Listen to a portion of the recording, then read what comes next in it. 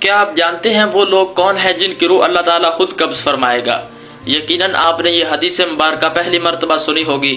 یہ فرمان نبی صلی اللہ علیہ وآلہ وسلم ابن ماجہ میں 2778 نمبر پہ موجود ہے اور چیپٹر ہے جہاد۔ رسول اللہ صلی اللہ علیہ وآلہ وسلم نے فرمایا کہ اللہ تعالیٰ نے روح قبض کرنے کے لیے ملک الموت جناب اسرائیل علیہ السلام کو مقرر کر رکھا ہے، مگر سوائے ان کے جو سمندر کے شہید ہیں۔ اللہ تعالیٰ ان کی روح خود قبض فرماتا ہے۔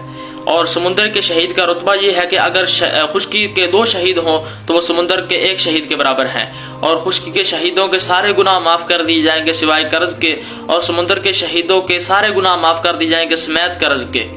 سبحان اللہ، کیا شان ہے ان کی جن کی اللہ تعالیٰ خود روح قبض فرمائے گا، اور ان کا انعام دیکھیں کہ ان کے سارے گناہ معاف کر دیے جائیں گے سمیت قرض کے۔ اور یہاں پر ایک نقطہ اور بھی ہے کہ وہ شہید ہوں، اللہ تعالیٰ کی راہ میں لڑتے ہوئے شہید ہو جائیں، جہاد کرتے ہوئے شہید ہو جائیں، وہ کہیں ادھر ادھر کے نہ ہو، اور اللہ تعالیٰ بے نیاز ہے، سو کو خوب جانتا ہے۔ سلام پہنچے۔